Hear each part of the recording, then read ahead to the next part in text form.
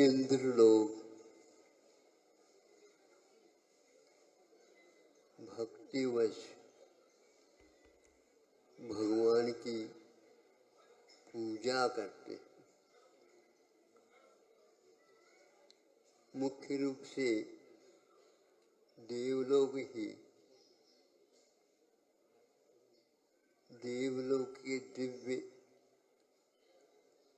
सामग्री से पूजन करते हैं, इस प्रकार उल्लेख मिलता है।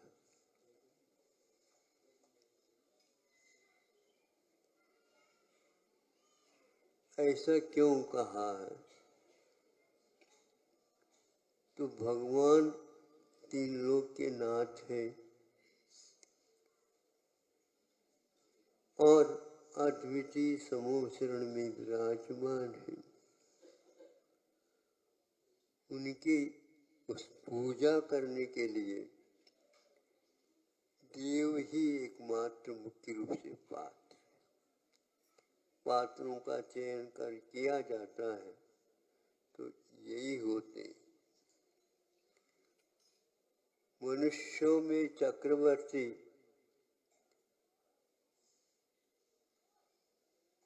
जो कोई पूजन है, विधान है, वह भी ऐसे अद्वितीय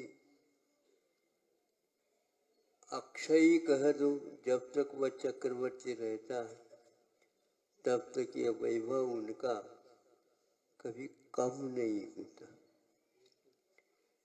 नवनिधियां हैं, निधि को लूटते भी चले जाएं, निधि कभी पूर्ण नहीं होती। जलाशय में से एकाध घड़ा पानी ले लिया आप लोगों ने, उठाया, जलाशय पुनः समान रहता, उसमें गड्ढा नहीं पड़ता। उसी प्रकार नव निधियों में प्रतिदिन प्रतिपल निकलता रहता, देते रहते कि मिच्छकता। आप लोग भी दान देते हैं, वो भी देते हैं, किंतु जो पात्र जिसे दिया जा रहा है उसको पूछा जाता है और उसकी इच्छा के अनुरूप वह धन वैभव बांट दिया जाता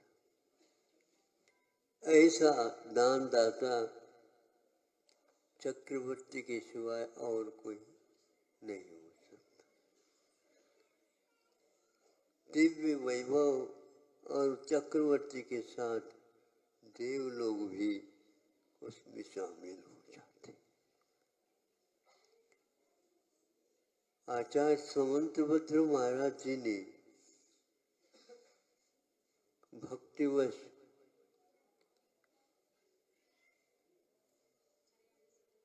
जिनेन्द्र भगवान की स्तुति और पूजा की। वासुपूजनाथ भगवान की पूजा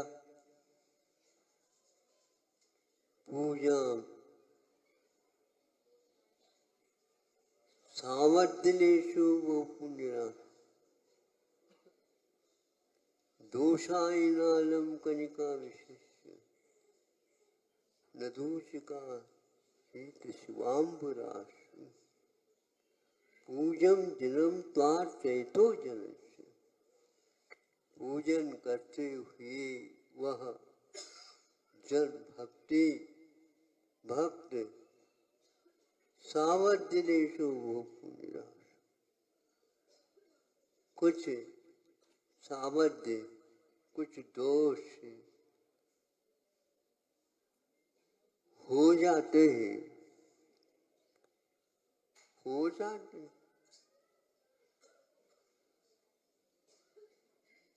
दोष सहित रहेगा व्यक्ति तो दोष भी होंगे। भक्ति में दोष नहीं है, भक्त में दोष। भाव में दोष नहीं है, भाव के मन में दोष आ जाते,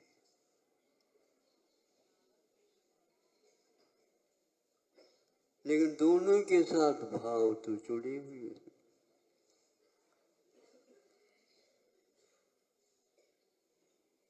बड़ों के सामने, पूज्यों के सामने, नाथ के रूप में माने जाते हैं, ऐसे के सामने ये सब संभव है।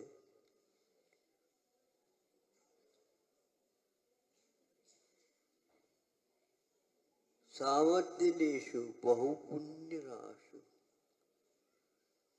थोड़ी सी कणिका जैसे दोष हो जाए किंतु पुण्य राशि, पुण्य की राशि, और उसके विशेषण में बहु शब्द लगा हुआ है।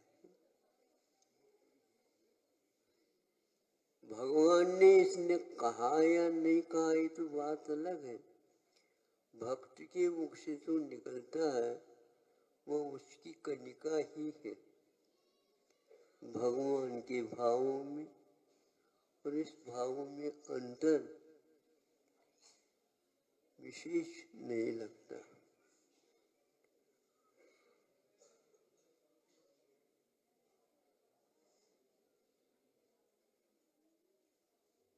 बड़े लोग हाथ से देते हैं, बड़े का मतलब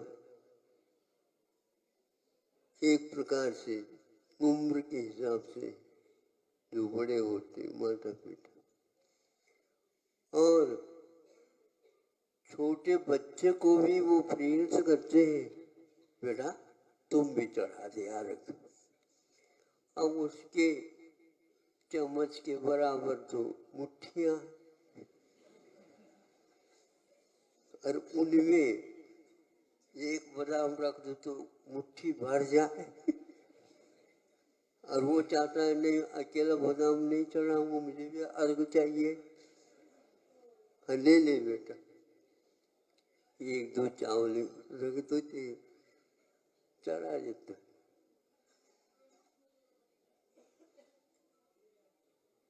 अंशदान हो गया है, लेकिन वह लड़का ऊपर से काया छोटी है किंतु भावों में पूजा है।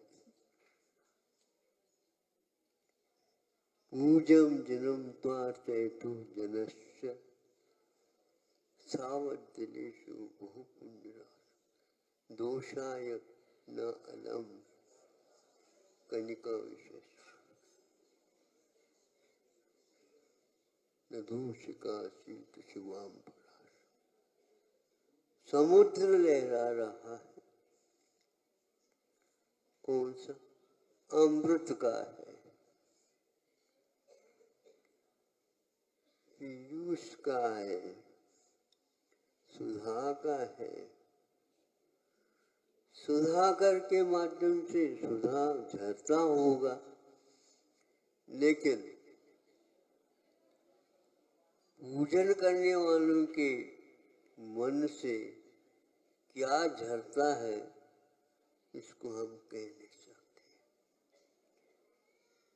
कणिका विशेष, सावध जो कुछ भी हो रहा है, लेकिन वह विष की कणिका की भांति है, अमृत का कण के बराबर नहीं कहा, वह विष की कणिका के बराबर है। और उस महान समुद्र में, सुधा सागर में उसको गिराया, वो पूर्ण तत्काल सुधा के रूप में परिवर्तित हो गया, समुद्र के रूप में नहीं। लेकिन वह कर्ण होते हुए भी उस मन में ऐसा घुल गया है कि वह विष ही दे रहा, विषम निर्विषताम ज्ञान स्तूयमाने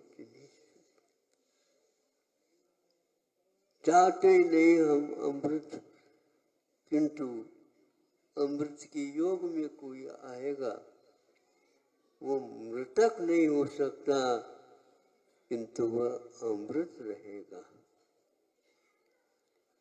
क्या भाव है। तीर्थंकर प्रकृति के बंद करते समय में भी यही हिसाब है। अविरत समय दृष्टि भी उसका प्रकृति का बंद करता है, जिसके बाद थोड़ी सी भी कणिका के बराबर भी संयम अंश के रूप में भी नहीं है। चारित्र होने के सर्वघाती प्रकृति के उदय के साथ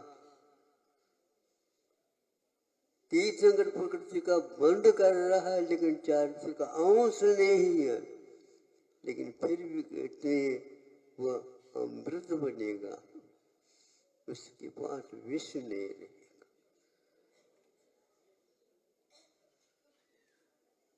ऐसा क्यों? शुरुआत ऐसे ही हुआ करती।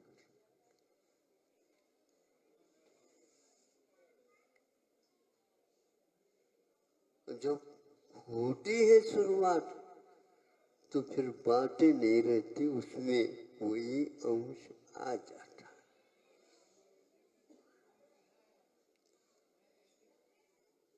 विश्व भी अमृत की कणिका बन गई।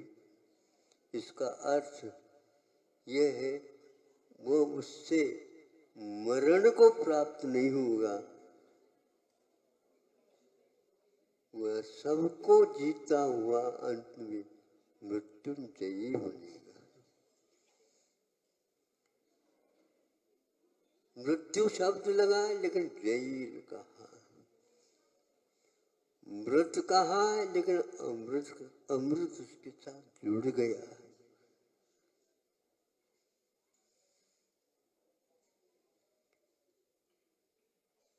इसका अर्थ एक कण भी यदि अमृत है तो मैं तो ये समझता हूँ विश्व के समुद्र को भी वह हिला देता,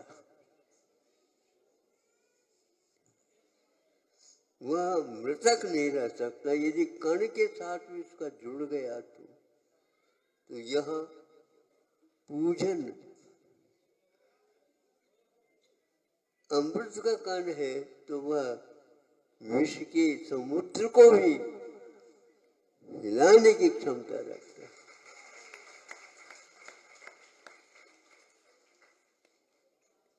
आप तो आप है, लेकिन एक मेंढक भी पूजन की सामग्री चढ़ाने के भाव लेकर के जा रहा। स्वामी समंत भद्र महाराज जी ने पूज्य को भी रख दिया तो पूजकों में एक चिड़िंच को भी खड़ा कर दिया और उसकी कलिका में वही अमृत झर रहा है।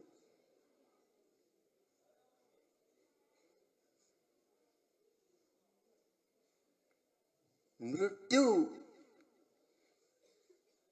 उसके पूजक की नहीं हुई, उस पर्याय को हटाए बिना सारी सभा में यह प्रश्न उठ नहीं सकता। भावों की पूजा,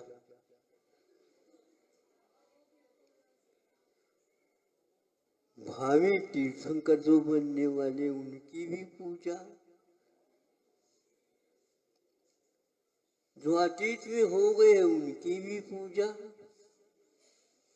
24 की एक साथ पूजा, एक एक की पूजा, पंच परमेष्टि की पूजा। ये नहीं समझे भावी होने वाला है, अभी तो वर्तमान में रुल रहा है। हाँ, अनंत काल से तो ये होता है, लेकिन उसमें ऐसी एक कणिका तैयार हो गई, उसको सब रुलाना समाप्त कर देगा। इधर तीर्थंकरों की पूजा के लिए प्रेरित किया। पूजा के साथ सावध्य लेश होता है, इसका प्ररूपण किया और अमृत का वहां समुद्र में विष का कहाँ ठिकाना नहीं रहा। तो ऐसे अब आकर के कहते हैं पूज्य और पूजक में भेद नहीं है, तो वह विष और अमृत में भी अब देखो अलग अलग होते हुए भी जो ही उसमें रख देता है त्यों ही वह समाप्त हो जाता। और यही हुआ, समुचरण में पहुंचा ही नहीं राजा श्री का देख, और वह भी आकर के उन्हीं के सामने कनिका और और किसी तरफ आकर्षण नहीं हुआ। सैनिक राजा एक 60,000 प्रश्न करने वाला, एक प्रश्न और उठ गया कनिका के ऊपर, और उन्होंने यही रखा सबके सामने। सभी देवों का चित्त भी उसी ओर है, ये कौन आया। उसके विमान और भी इससे बढ़ करके होंगे, लेकिन वह तो एक चमत्कृत ही था। उस देव को देख करके ये कौन आया, ये ध्वजदंड है और इसमें ध्वजा लहरा रहा है, लेकिन ये कौन है। इसके तो चिन्ह मेंढक का है, लेकिन हम लोग जो रहे कूप मंडूक है, वो मंडूक है। मंडूक बनो, कूप मंडूक नहीं बनो। हम अपनी ही बात करते रहते। स्वामी समुद्रभद्र ने हमारे कूप मंडूकत्व को, मंडूक की ध्वजा में जो मंडूक का चिन्ह था, प्रश्न चिन्ह नहीं उठाया। पूजन क्या होता है इसका अर्थ समझो, परमार्थ से जुड़ जाओगे, नहीं तो नहीं जुड़ोगे, निदान इत्यादि करोगे, अनर्थ हो जाएगा तुम्हारा, कभी भी उद्धार नहीं हो सकता। बंधु, आज आप लोग, आज ही नहीं, प्रतिदिन ही नहीं, प्रति घड़ी नहीं, प्रतिपल, पल पल प्रतिपल किसी भी पर्याय में हो, किंतु इस पूजन को छोड़ो नहीं। पूज्य को याद करने का यदि और कोई उपाय है तो पूज्य ही पूजक बनता है, पूजक भी पूज्य बनता है। वह भी स्वयं अरहत परमेश्वरी स्वयं सिद्ध की पूजा नमः सिद्धेभ्य के साथ